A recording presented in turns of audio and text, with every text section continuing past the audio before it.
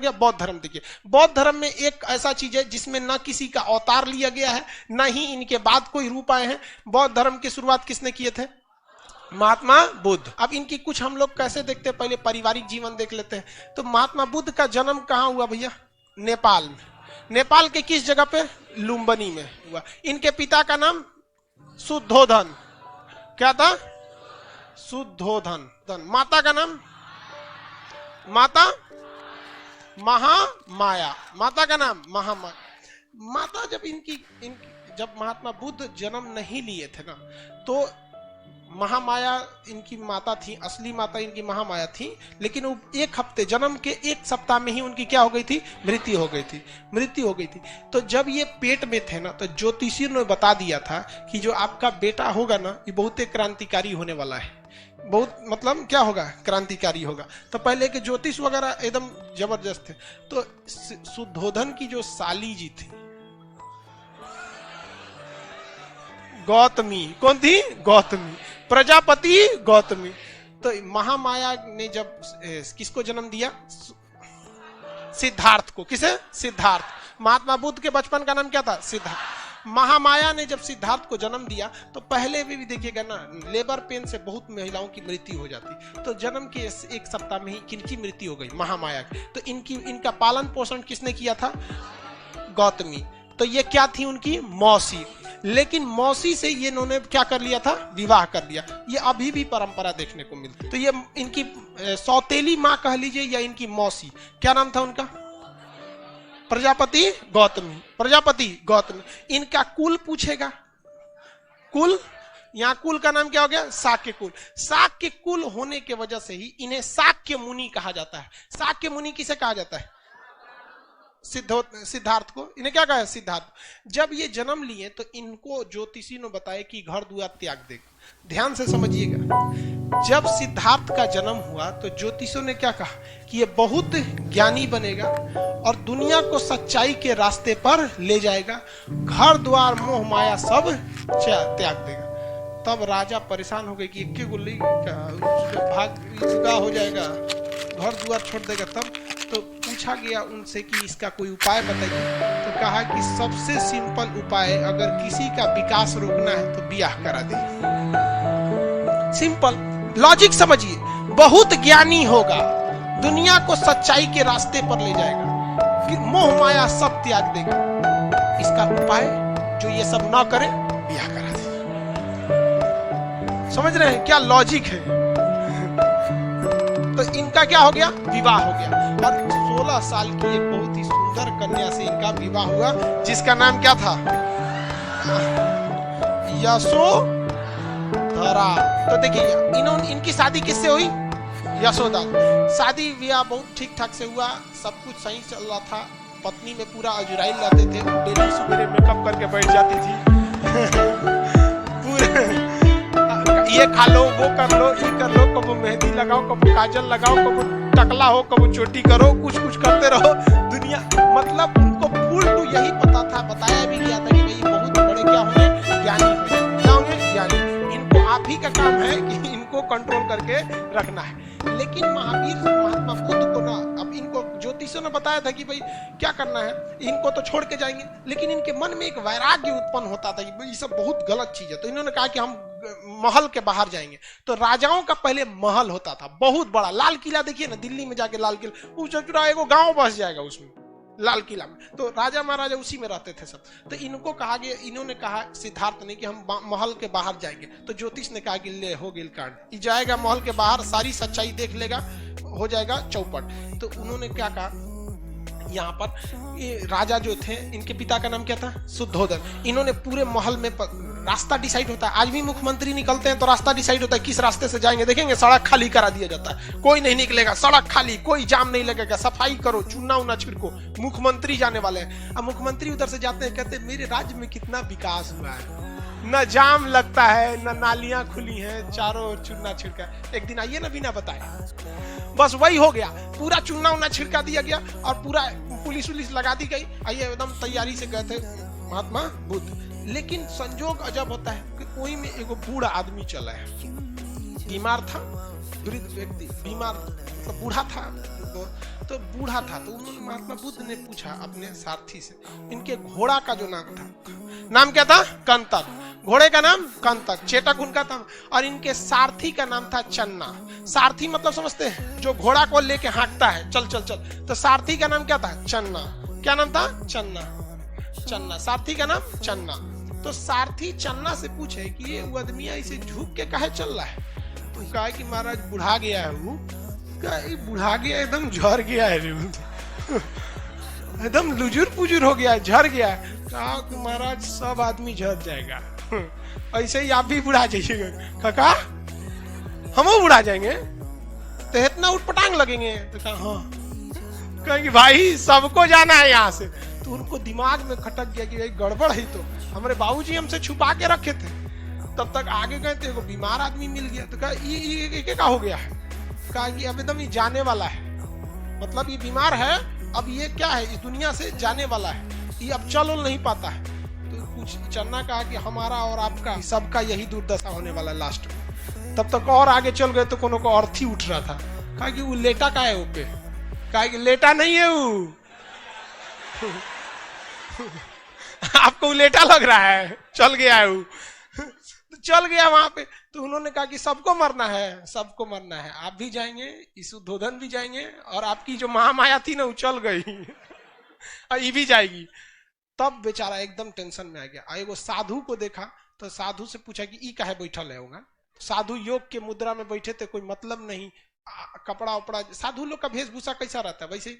तो उन्होंने क्या कहा कि ई काहे ऐसा बैठल है? कहा कि ये भगवान के में मतलब भगवान की आराधना में विलीन है। तो कुछ पूछे महात्मा बुद्ध ने चन्ना से, कौन भगवान? जिसके पास वो लेटा वाला आदमी गया था, मतलब पूरे मर गया था, तो बताया ना चन्ना कि वो भगवान के पास जा रहा है। कहते मतलब वो भगवान के पास जा रहा है, उससे कनेक्शन लगा के बैठल है।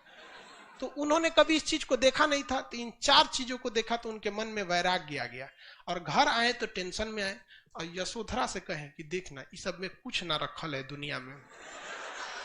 तो ये तो दिमागे ठनक गया। जोन बवाल के लिए हमको लाया गया था, बवाल आ गया इनके। तब तक पता चला कि यशोधरा गर्भवती। अब ये टेंशन में थे कि हमको घर द्वार छोड़ना है, और उधर से गर्भवती लड़का होने वाला था। इनको एकदम टेंशन था कि हम घर द्वार छोड़ देंगे। भाई जब बूढ़ा होना ही है, बीमार पड़ना ही है, राजा रहे चाहे फकीर रहे, बीमार पड़बे करेगा, गरीब होगा ही, मरबे करेगा, तो क्या जरूरत है झमेला करने का। तब तक वहां पे लड़का हुआ महात्मा बुद्ध का। तो नौकरानी सब पहले खुशखबरी लेके आती थी, जो पहले लाता था ना उसको कुछ गिफ्ट मिलता था, राजा वजा दे देता था सब। तो लेके आए तुरंत, महाराज की जय हो, यशोधरा को पुत्र हुआ है, तो बेटा हुआ है। तो बेटा का खुशी भारत में कुछ ज्यादा रहता है। समाज है, पुरुष समाज है, समझ में गया कि नहीं? बेटी का अभी भी मतलब, अब तो शहरों में थोड़ा सा कम है, लेकिन गांव में अभी भी मान के चलिए, अगर किसी को एगो बेटा नहीं है ना, तो एगो बेटा के इंतजार में 9 गो बेटी पैदा कर सकता है।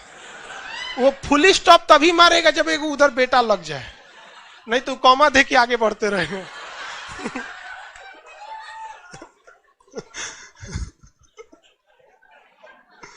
तो इनका तो पहले में बेटा हो गया तो डबल खुशी थी। तो अब इनको बुद्ध भगवान को ले जाके बताया गया, महाराज आपको तो पुत्र हुआ है, नाम रखिए। तू कह दूर ससुर, तू नहीं, एगो तो हम घर छोड़े वाले थे, ये कहां से चला आया पहला कहीं का। तो उन्होंने कहा, मने मन कहा कि मेरी जिंदगी का सबसे बड़ा कांटा ये हो गया, क्योंकि अगर हम घर छोड़ देते तो लोग यही कहता कि इन्होंने अपनी पत्नी घर द्वार सब छोड़ के चले आए, कोई ज्यादा बुरा नहीं मानेगा। लेकिन ऐसा ससुरा 2 दिन के लड़का छोड़ के चल जाएंगे, पूरा समाज हमारा बोलेगा। तो उन्होंने कहा मेरी जीवन का ये कांटा है। तो राहुल मतलब क्या होता है? रास्ते की बात। उन्होंने कहा राहुल ले। तो उनको लगा, नौकरनिया को लगा कि नामे रख दिए, जितना बुद्धि उतने सोचेगी ना, नाम हो गया। बेटा का नाम क्या हो गया? राहुल। बेटा का नाम राहुल। लेकिन उन्होंने तो अपने लिए इसे क्या समझ लिया था? बाधा। लेकिन उन्होंने कह दिया कि हम घर द्वार छोड़ छाड़ के जाएंगे, हमरा इस सब में नहीं करना है। अब ये परेशान थी यशोदा कि हम कहाँ जाएंगे रे पकड़ो, हमरा एगो बियाह शादी हो गया, एगो लड़को हो गया, अब कहाँ जाएंगे हम। ये परेशान थी, बहुत मनाने की कोशिश की, लेकिन नहीं माने, घर द्वार छोड़ दिए। 29 साल की अवस्था में, कितने साल की अवस्था में? अपना घर द्वार को क्या कर दिया इन्होंने, छोड़ दिया। एक राजा के जीवन को छोड़कर एक सन्यासी की जीवन जीने के लिए इन्होंने सोच लिया। आलार्क राम से इन्होंने सांख्य दर्शन की क्या ले लिया, शिक्षा ले लिया। रुद्रक राम से इन्होंने योग दर्शन की शिक्षा लिया। लेकिन देखिए, सांख्य दर्शन की शिक्षा भले इन्होंने आलार्क कलाम से लिया था, लेकिन क्या आलार्क कलाम ने सांख्य दर्शन लिखा था? नहीं। सांख्य दर्शन किसने लिखा था? कपिल। अब ये तो समझ में आ गया। तो रुद्रक राम से इन्होंने क्या, कौन सी शिक्षा लिया? योग दर्शन। रुद्रक राम से योग दर्शन की। लेकिन कहेगा कि महात्मा बुद्ध आलार्क कलाम और रुद्रक राम, आलार्क कलाम से सांख्य दर्शन और रुद्रक राम से योग दर्शन, आलार्क कलाम और सांख्य दर्शन, इन दोनों में महात्मा बुद्ध जो थे वो रुद्रक राम को ज्यादा मानते थे या प्रिय मानते थे या आलार्क कलाम को? तो रुद्रक राम को। किसे? रुद्रक। इसलिए जब भी देखेंगे महात्मा बुद्ध को योग के मुद्रा में ही आप देखेंगे। जब भी महात्मा बुद्ध की मूर्ति, यहाँ का मूर्ति, अच्छा शिवानी लेती गई, एक तो महात्मा बुद्ध की मूर्ति ले देना जी अशोक यहाँ पर। वाह, तो देखेंगे ना, जब भी महात्मा बुद्ध को किस रूप में देखेंगे? योग की मुद्रा में देखेंगे। अब ये अपने मित्रों के साथ, महात्मा बुद्ध अपने मित्रों के साथ चले गए उत्तर प्रदेश में। कहां पर? उत्तर प्रदेश में। उत्तर प्रदेश यूपी में एक जगह है सारनाथ। क्या नाम है? सारनाथ। सारनाथ में एक जंगल है जिसका नाम मृगदाब वन। कौन सा वन? मृगदाब। इस मृगदाब वन में वो अपने 5-6 मित्रों के साथ बैठ के और क्या करने लगे? तपस्या करने लगे। योग दर्शन तो रुद्रक राम से सीख ही लिए थे। योग की मुद्रा में बैठ के कठोर तपस्या करने लगे कि हमें सच्चाई क्या है, गलत क्या है, इस सब का क्या मिल सके, ज्ञान मिल सके। तो ये सारी चीजों का ज्ञान मिलने के लिए इन्होंने कहां पे चले गए? सारनाथ। तो सारनाथ में बैठ के इन्होंने काफी सारे क्या किया था? तपस्या किया। लेकिन उस तपस्या से कोई खास फायदा नहीं मिला। कई साल बीत गए सब तपस्या के, कुछ मिल ही नहीं रहा था। तो अचानक उनको एक महिला दिखी। उस जंगल में क्या मिली? महिला। तो सारे लोग ध्यान लगाए थे। अब महात्मा बुद्ध ऐसे महिला को देखे, अरे हंसता क्या लिए, समझा रहे हैं तो समझो ना। पहले धार्मिक मामले में मजाक मत क्या करो, कबो भी किसी पे कुछ भी हो जाता है। इसलिए तो उन्होंने देखा ये महिला क्या करने आई है, तो देखा कि बाकी सब दोस्त ध्यान लगाए हैं, सब तुम लोग ध्यान लगाओ। महिला से पूछे क्या बात है, तो उन्होंने बताया था कि वीणा, जो वीणा बजाया जाता है, इसको इतना ना हुमच के खींच दीजिए कि टूटिए जाए वीणा, तो ये भी गलत है। और आराम से वीणा को रगड़ेंगे तो संगीत ही नहीं निकलेगी। मतलब वीणा को रगड़ने के लिए क्या होनी चाहिए? एक लय होना चाहिए। इतनी कठोर तपस्या करेंगे तो भगवानों डरा जाएगा कि कब्जा करने आ रहा है कि तपस्या करने आ रहा है। तो उनको दिमाग आया कि भाई हमको इस तरह से तपस्या नहीं करना है। तो यूपी में पूरा का पूरा फाउंडेशन कोर्स किए 6 साल तक। मतलब बात समझिए, सारनाथ में ज्ञान मिल ही नहीं रहा था। तो वो कहाँ आए? बोध गया। कहाँ आए? बोध गया। बात समझिए, हम आपको पढ़ाने के लिए करें। यहाँ आए बोध गया में। अब बोध गया किस नदी के किनारे है? फाल्गु नदी। इसका एक और नाम बता सकते हैं? निरंजना नदी। फाल्गु या निरंजना नदी के तट पर बैठकर, फाल्गु या निरंजना नदी के तट पर बैठकर वहां एक विशाल पीपल वृक्ष के नीचे बैठे। पीपल वृक्ष वगैरह जो था वो थोड़ा सा सांस, हवा वगैरह भी क्या देता है? शुद्ध देता है। दूसरा छाया वगैरह मिल जाती है। उसी के नीचे बैठकर तपस्या करने लगे। सामने कौन सी नदी है? फाल्गु नदी। और तपस्या कर रहे हैं। और एक वैशाख पूर्णिमा का दिन आया, और वैशाख पूर्णिमा के दिन महात्मा बुद्ध को क्या मिल गया? ज्ञान की प्राप्ति आ गई। ऐसा कहा जाता है कि जब उन्हें ज्ञान की प्राप्ति हुई तो उनके शरीर से मतलब प्रकाश निकलने लगा, शरीर सुगंधित हो उठा। इससे उनको ज्ञान की प्राप्ति हो गई। अब वो सच क्या है, गलत क्या है, इस सब में एकदम पूरी तरह से पारंगत हो गए। महात्मा बुद्ध के साथ जो कुछ घटना हुआ है वो सब का सब वैशाख पूर्णिमा के दिन हुआ है। चाहे वो जन्म हो, चाहे वो मृत्यु हो, चाहे वो ज्ञान की प्राप्ति हो। वैशाख पूर्णिमा के दिन क्या हो? एक विडंबना देखिए, मान के चलिए कि जन्म हो गया तो जन्म हो गया, ज्ञान भी उसी वैशाख पूर्णिमा के दिन मिला। जैसे मान के चलिए कि ऐसा आदमी हो जिसका जन्म 1 जनवरी को, सदियों 1 जनवरी को, मरियो जाए 1 जनवरी, तो एक तो अजीब टाइप का लगेगा ना भाई, तो बड़ी वो कॉमन हो गया। वैसे इनके साथ हुआ था। तो इनको ज्ञान की प्राप्ति हो गई। अब ज्ञान प्राप्ति के बाद ये सबसे पहला उपदेश जानते हैं किसको दिए हैं? वापस गई सरकारे बबुआ बैठले ले तू लोग, ज्ञान वगैरह नहीं मिला। देखो हमरा बिहार से गए थे, बिहार में ज्ञान प्राप्ति हो गया। और इन्होंने आके सारनाथ में उन्होंने क्या किया? अपना पहला उपदेश दिया। तो महात्मा बुद्ध का पहला उपदेश, महात्मा बुद्ध का पहला उपदेश सारनाथ में। किस भाषा में ये उपदेश दिया? इनकी भाषा तो कौन सी? पाली। इनकी भाषा पाली। अभी भले पाली भाषा प्रचलन में नहीं है, लेकिन उस समय की सबसे बेहतरीन भाषा कौन सी थी? पाली भाषा। तो अलग अलग वक्त में भाषा थोड़ी थोड़ी क्या होती रहती है? चेंज हो जाती है। अभी इंग्लिश बोलने वाले को लोग आदमी थोड़ा इलीट क्लास का समझता है। तनी पुलिस स्टेशन में चाहे सरकारी ऑफिस में जाके इंग्लिश में 10 मिनट बतिया दीजिए ना, आधा कर्मचारी से रखने लगता है, महाराज अंग्रेजी बोला था, देखो ना उका तो हमेशा थोड़ा थोड़ा समय में ना भाषा थोड़ी सी चेंज होने लगती है। तो इन्होंने कौन से भाषा में उपदेश दिया? पाली भाषा। और पाली भाषा में जब इन्होंने उपदेश दिया तो लोगों को वो उपदेश काफी पसंद आने लगे। इसी बीच इनको बुलाया गया, यूपी का ही एक जगह है श्रावस्ती। क्या नाम है? श्रावस्ती। श्रावस्ती उत्तर प्रदेश का ही, नेपाल से सट के जगह श्रावस्ती। श्रावस्ती में महात्मा बुद्ध ने अपना सबसे ज्यादा समय व्यतीत किया। बरसात के समय ये कहां चले जाते थे? श्रावस्ती में। और श्रावस्ती में जब ये उपदेश देने गए तो वहां एक भयंकर डाकू रहता था, उंगली माल डाकू, काट के उंगलिया का माला पहन लेता था। घेर लिया महात्मा बुद्ध को। महात्मा बुद्ध को क्या कर लिया? घेर लिया। कहा कि आप तो तरो काट देंगे। तो महात्मा बुद्ध कहे काट दो। कहा कि ये अजबे आदमी है, करे काट दो, डराइए नहीं रहे। तो कुछ भी बोलते रहे महात्मा बुद्ध। महात्मा बुद्ध ने कहे कि महात्मा बुद्ध से उंगली माल ने क्या कहा कि तुमको डर नहीं लग रहा है? तो महात्मा बुद्ध ने कहा डर हमको नहीं लगता है, डरे तो तुम हो। कहे कि एकरा देखो अलगे लेवल का है, कटाने के लिए सामने रेडी पड़ल है, करा डर तो उन्होंने कहा कि कैसे? उंगली माल ने कहा कि कैसे हमको डर लगता है? तो महात्मा बुद्ध ने कहा कि हम जब चाहे 24 घंटा जहां चाहे जा सकते हैं, मुझे कोई डर नहीं, इवन तुम्हारे आगे भी नहीं। लेकिन तुम जब भी निकलोगे रात में निकलोगे, भीड़ भाड़ में नहीं निकलोगे, समाज में नहीं जाओगे, वरना पकड़ के लोग चूर देंगे तुमको।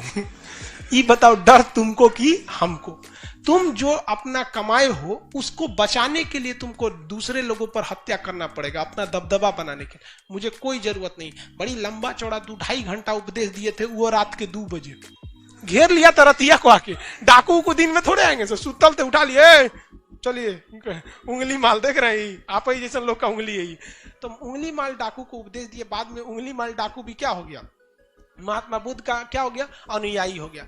महात्मा बुद्ध अपने सबसे उनका कहना था कि हम जो कहते हैं इस पर कोई भी विश्वास न करो, बल्कि इसे तुम अपनी तर्क की कसौटी पर, तर्क मतलब होता है अपनी खुद की बुद्धि पर, तर्क की कसौटी पर देखो क्या ये सही है या नहीं है, मतलब खुद से सोच के देखो। तो महात्मा बुद्ध बहुत फेमस होते जा रहे थे। उसी बीच वो दान उन लेने के लिए जहां तहां बैठे रहते थे। भाई भिक्षा, इनका मुख्य कहना था कि ज्यादा कमाओ मा के मत रखो, भिक्षा वगैरह लेके क्या करते हो रख लो, अपना भिक्षा जितनी है अपनी भिक्षा से ही अपना जीवन यापन करो। तो जाते थे तो बहुत लोग उनको उपहार देते रहते थे। एक दिन एक गांव में गए तो एक बुढ़िया उनको उपहार दी, और वो जानते कौन उपहार दी? जूठा आम। मतलब बताइए, उतना बड़ा भगवान को आप उपहार दे रहे हैं तो कम से कम एगो सल्लग दे दीजिए ना। खड़ा सल्लग नहीं समझता है, गोटे कंप्लीट मैंगो 1 पीस, सीबीएसई वाला। तो कम से कम एक आम देना चाहिए, आधा आम दे रही वो जूठा। और जब सारा हो गया तो महात्मा बुद्ध से पूछा गया कि आपको सबसे ज्यादा कौन सा उपहार पसंद आया? तो महात्मा बुद्ध ने कहा था कि जूठा का आम हुआ। तो लोग जो सोना चांदी दिए थे वो कहने लगे कि अब सठिया गई लोग, उनके जूठे आम पसंद है। तो उन्होंने क्या कहा था कि जो आम जो बुढ़िया ने दिया है, इसने अपना सब कुछ दे दिया, इसके पास कुछ नहीं है, और जो तुम लोगों ने दिया है वो अपनी टोटल संपत्ति में से कुछ दे दिया है यहाँ पर। और हम लोग को विचारधारा देखिए, हम लोग अपने टोटल संपत्ति का, जितनी संपत्ति रहती है, मान के चलिए जिसके पास 100% संपत्ति है, इसका वो भगवान को कितना देता है पता है? 0.0001% भी नहीं देता है। देखते हैं 0.01% भी नहीं देता है, 200-500 चढ़ा देता है, और सोचता है कि भगवान हमको वीडियो कॉलिंग पे हमारी समस्या सॉल्व करे। अरे कहीं का इतनी सा में तो भगवान को ब्लैकमेल कर रहा है। तो इन्होंने कहा था महात्मा बुद्ध ने कि इसने अपना सब कुछ क्या दिया, हमको समर्पित कर दिया। आनंद इनका सबसे प्रिय शिष्य था। इनका सबसे प्रिय शिष्य क्या था? आनंद नाम था इनके सबसे प्रिय शिष्य का नाम। आनंद बहुत प्रिय शिष्य थे। एक इनको ना एक बहुत बदमाश लड़का था, गाली उली देता था महात्मा बुद्ध को। तो एक दिन महात्मा बुद्ध के स्टेज पे बुलवाए, गिरे इधर आओ, गरिया रहा है तुम हमको? कहा हाँ। तो यहाँ बगल में खड़ा करा के तो गरियाओ। 1 घंटा गरियाया महात्मा, और गरियाओ 2 घंटा। वो थक गया गरिया के, कहा कि अब गाली खत्म हो गया, थक गए। तो महात्मा बुद्ध ने कहा कि देखो, मान के चलो कि हमने अपना कोई सामान तुमको दिया और तुम मेरे सामान को लेने से अगर इनकार कर देते हो तो वो सामान किसका होगा? तो उसने कहा कि सामान आपका था, हम नहीं लेंगे तो आपका हो जाएगा वापस। तो कहा ठीक है, जो तुम्हारी गालियां हैं ना हम नहीं ले रहे हैं। ये गाली किसकी हो जाएगी? कहा कि गुरुजी तो सब हमार हो जीतो। तो महात्मा बुद्ध का बहुत बड़ा क्या हो गया? चेला हो गया। लेकिन ये आनंद महात्मा बुद्ध से कहता था कि महाराज खाली आप ऐसे साधुअन को लेके घूमते हैं, महिलाओं को भी शामिल कीजिए। बदमाशी बहुत करता था। अरे भाई देखिए, आप इस चीज को ना अन्यथा में नहीं लेंगे। तो महात्मा बुद्ध का है, महिला उला को शामिल मत करना, महिला को शामिल करोगे हमेशा परेशान रहोगे, टाइम से आएगी सब नहीं, बैच चालू होने के बाद आएगी सब, तो परेशान होकर रह जाएगा। कितना समझा के रख दो, टाइम से नहीं आएगी सब। वैसे ही भाई उनमें साधुओं की सभा होती थी, सब साधु अपने में ध्यान में रहेंगे। लड़की सबका लेट कौन सी में होता है? हाँ, लड़का का कभी लेट होता है नहीं, वो तो लॉज में निकलने के बाद बटन बंद करता है। बाल उल्टी करे, चल चल। रूम से निकलेगा तब चप्पल पहनेगा, इसे फंसा के चल दिया। वो सब ना, अरे बाप रे बाप, क्लास भाड़ में जाए, क्लास जरूरी थोड़े, कबो हो सकता है। तो महात्मा बुद्ध शुरुआत में महिलाओं को बौद्ध धर्म में समाने के लिए तैयार नहीं थे, लेकिन ये बार बार कहता था आनंद, महाराज जरूरी है, समझ नहीं रहे हैं आप। तो महात्मा बुद्ध ने कहा ठीक है चलो, अब महिलाओं को भी बौद्ध धर्म में शामिल कर लिए। महिला लोग चाहे वो लाइव में है चाहे यहाँ है, ये बात जरा ध्यान से समझिए, हम नहीं कह रहे, महात्मा बुद्ध कह रहे हैं। जब महिलाओं को उन्होंने प्रवेश करने की अनुमति दिया तो उन्होंने कहा कि अब बौद्ध धर्म ज्यादा दिन नहीं चल पाएगा। ये हमारा कथन नहीं है, ये महात्मा बुद्ध का कथन है कि अब बौद्ध धर्म ज्यादा दिन नहीं चल पाए।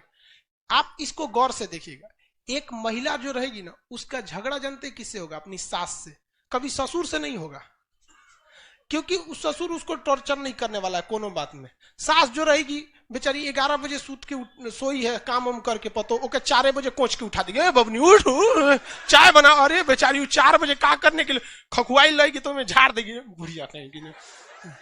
उसका झगड़ा हो जाएगा अपनी मतलब देवरानी से होगा, देवर से नहीं, जेठानी से होगा, भसुर से नहीं। देखना बराबरी बराबर। तो महात्मा बुद्ध ने क्या कहा कि अब बौद्ध धर्म ज्यादा दिन चलने वाला नहीं है। तो ये महात्मा बुद्ध के कथन थे, और आगे जाके ऐसा हुआ भी, ज्यादा दिन बौद्ध धर्म नहीं चला। लेकिन अब क्वेश्चन में हिसाब से रखेंगे, पहली महिला कौन थी? प्रजापति गौतमी। बौद्ध धर्म में शामिल होने वाली पहली महिला प्रजापति गौतमी। दूसरी महिला हाजीपुर जो जगह है वहां, वैशाली, हाजीपुर मतलब समझ रहे हैं ना, वैशाली, वैशाली की एक डांसर थी आम्रपाली। हाँ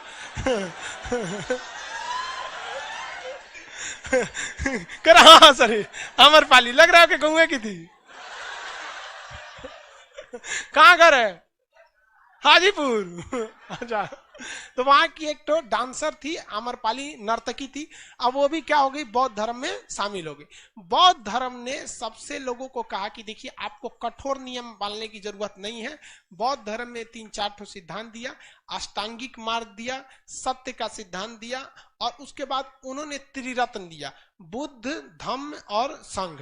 बुद्धम शरणम गच्छामि, धम्मम शरणम, संघम शरणम गच्छामि और धम्मम शरणम गच्छामि। ये उनके त्रिरत्न है। ठीक है, आज के लिए इतना ही। Don't forget to like, comment and subscribe.